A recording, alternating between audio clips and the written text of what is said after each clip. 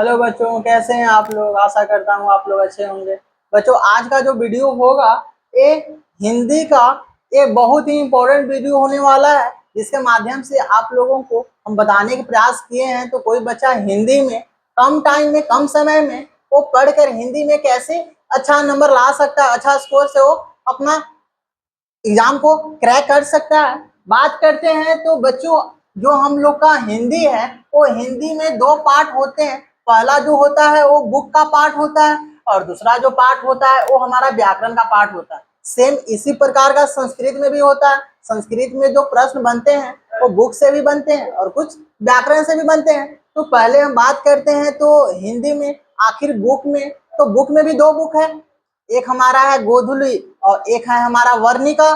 तो गोधुली और वर्णिका में अगर बात करते हैं तो वर्णिका जो है वो छोटा सा बुक है जिसके अंदर 5 चैप्टर है, यानी 5 पाठ उसमें पढ़ना है।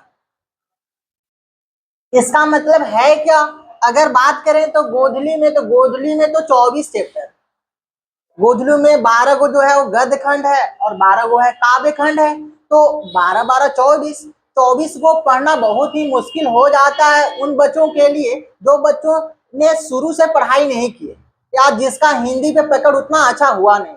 तो मेरा सजेस्ट यही रहेगा, तो कम समय में 2 महीना के अंदर में हिंदी में अच्छा स्कोर कैसे ला सकते हैं, 90 नंबर 80 नंबर कैसे ला सकते हैं, वो क्या करके तो हिंदी का जो वर्णिका बुक है, तो वर्णिका बुक में जो 5 चैप्टर है जिसमें से दही वाली मागमा है, ढहते विश्वास है, ये सारा जो है वो सारा जो उसके अंदर में जो चैप्टर है उसके अंदर तो मंगू वाले उसमें कहानी है, ये सारे कुछ कुछ चैप्टर है, छोटे छोटे चैप्टर है। हम कोशिश करेंगे तो वो पांचों चैप्टर को कम कम मतलब छोटा छोटा लेक्चर मिलाकर वो 5 वीडियो में हम समाप्त करने का प्रयास करेंगे। और आप लोग उस वीडियो को देखकर भी आप हिंदी का जो वर्णिका बुक है उस पर आप पकड़ बना सकते हैं और अच्छा नंबर ला सकते हैं। वर्णिका की बात करें तो वर्णिका बुक से आप लोगों का जो एग्जाम में प्रश्न बनते हैं ऑब्जेक्टिव और सब्जेक्टिव मिलाकर लगभग 40 नंबर प्लस बनता है। 40 प्लस बोलिएगा सर, 40 प्लस कैसे बनता है। तो हम बात कर रहे हैं तो हिंदी जो है वो आप लोगों का 100 नंबर तो बनाना रहता है, 100 नंबर हमको बनाना है। लेकिन इसके लिए हम लोगों को मिलता है 200 नंबर के प्रश्न। तो 200 नंबर के अंदर में हम देख रहे हैं तो 200 नंबर में आप लोगों को 40 से ज्यादा, कभी कभी 50 नंबर तक भी चला जाता है। इसका मतलब है क्या, तो हिंदी का टोटल हिंदी का 1/4 पार्ट जो है वो ले लेता है कौन सा, वो ले लेता है हमारा वर्णिका बुक ले लेता है। इसका मतलब 200 नंबर का 1/4 करेंगे तो 50 नंबर, लगभग बोलेंगे तो 40 प्लस नंबर जो है वर्णिका बुक पढ़कर कोई बच्चा ला सकता है एग्जाम में। बात करते हैं तो सर अगर मान लेते हैं गोधलू नहीं पढ़े तो कोई बात नहीं, अगर गोधलू नहीं पढ़ पाते हो तो तुम वर्णिका बुक पढ़कर चले जाओ। 5 चैप्टर है, 5 चैप्टर को पढ़कर जाकर तुम एग्जाम में लगभग 40 प्लस नंबर ला सकते हो।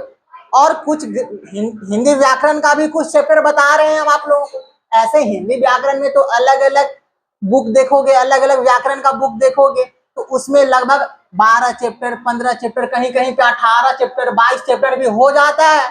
तो हम उन सारे चैप्टर को लाए हैं जो चैप्टर बच्चे लोग कवर करके जाता है तो वहां से भी वो बहुत अच्छा स्कोर ला सकता है। मोटा मोटी बात करें तो व्याकरण का ये रीढ़ कहा जाता है। हिंदी व्याकरण का ये क्या है, ये इसका क्या है, फाउंडेशन है, यानी इसी पे हिंदी व्याकरण टिका हुआ है और यहीं से प्रश्न अधिक मात्रा में बनते हैं। तो उसमें से जो पहला चैप्टर है वो है संधि, उसके बाद समास, उसके बाद उपसर्ग और उसके बाद प्रत्यय। उपसर्ग और प्रत्यय जो होगा ये संस्कृत का भी क्या होगा, ये व्याकरण का चैप्टर है। इसका मतलब उपसर्ग और प्रत्यय से संस्कृत में भी भर भर के प्रश्न पूछे जाते हैं। इसका मतलब है क्या, उपसर्ग और प्रत्यय बहुत बहुत बहुत ज्यादा इंपॉर्टेंट चैप्टर बन जाता है हम लोगों के बोर्ड के एग्जाम के लिए। इसका मतलब ये दोनों चैप्टर को तो कभी छोड़ना नहीं हो। हिंदी व्याकरण में संधि से बहुत ज्यादा क्वेश्चन पूछता है और समास से भी, जैसे भाई बहन कौन समास है, दशानंद में कौन सा समास लगा हुआ है वहां, वैसे ही संधि से पूछता है संधि कितने प्रकार का होता है, स्वर संधि के क्या गो प्रकार है या कितनी संख्या है स्वर संधि की, ये सारा वहां पे, यानी किसी में कौन सी संधि लगा है, संधि विच्छेद यहाँ पे हम लोग पढ़ते हैं। इसका मतलब क्या है, तो वो सारा चैप्टर हमको पढ़ने की जरूरत नहीं है, केवल हम लोगों को कितना चैप्टर टोटल 4 अगर पढ़ लेते हैं तो कोई बच्चा हिंदी में 80-90 नंबर ला सकता है। इसका मतलब क्या है, तो हिंदी व्याकरण में 4 चैप्टर पढ़कर और एक वर्णिका बुक पढ़कर बच्चा हिंदी में भी 90+ स्कोर लाते हैं। और हम यहाँ पर देखे हैं पिछले 10 सालों का प्रश्न उठाकर आप देख लीजिएगा या कोई भी क्वेश्चन बैंक को देखिएगा, तो प्रश्न जहाँ व्याकरण का बना है वो व्याकरण का मैक्सिमम क्वेश्चन जो है यही सारे चैप्टर से आए हैं। और बात करें हिंदी के अंदर में जो बुक के प्रश्न बने हैं, तो ये बात हम नहीं बोल रहे हैं तो गोधली से नहीं प्रश्न बनते, गोधली से प्रश्न बनते हैं, लेकिन गोधली के अंदर चैप्टर बहुत ज्यादा है जिसको पढ़ना कम समय में मुश्किल हो जाता है बच्चे लोग के लिए।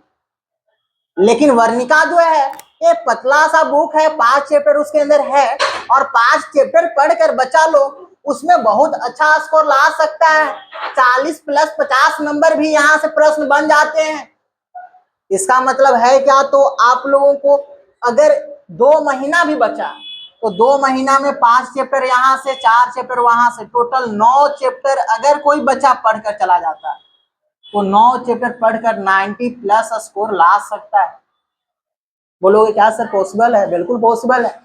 बहुत सारे बच्चे लोग ऐसे हैं जिन्होंने हिंदी पढ़ा ही नहीं, एग्जाम से 2 महीना पहले हमसे आकर मिले, सर हिंदी कैसे कवर करें, संस्कृत कैसे कवर करें। पहले तो हमारा टाइम जो है मैथ में लग गया था, साइंस में लग गया था, एसएसटी को कवर करने में लग गया था। तो उन बच्चों को भी हम यही सारे चैप्टर जो है सजेस्ट किए। एग्जाम देकर आने के बाद बच्चा लोग ने हमसे मिला जब, तो बताया सर आप जो बताए थे इन्हीं सारे चैप्टर पढ़कर हम प्रश्न को वहां पे बनाए और मेरा स्कोर जो है वो 90+ आया है, 95+ आया है। इसका मतलब है क्या, तो बिहार बोर्ड में ये सारे जो चैप्टर होते हैं ये उसका क्या बोला जा सकता है, उसका बोला जा सकता है इसी पे वो हिंदी टिका हुआ। तो प्लीज आप लोग से रिक्वेस्ट है, तो आप लोग एग्जाम देने जाने से पहले ये सारे टॉपिक को, ये जो 9 चैप्टर बताएं व्याकरण और बुक से, इसको छोड़िएगा नहीं, इसको पढ़ कर जाइएगा। अगर आपको एक्स्ट्रा टाइम लगे तो कुछ गोधली का भी कुछ चैप्टर पढ़ लीजिएगा, उससे भी प्रश्न बन जाएगा आप लोगों को, लेकिन इतना तो छोड़ना नहीं।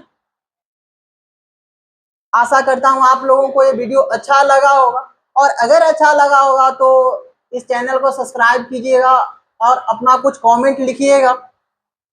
हमको अंदर से हौसला मिलता है, ताकि वीडियो बनाने में बहुत मेहनत लगता है हम लोग को।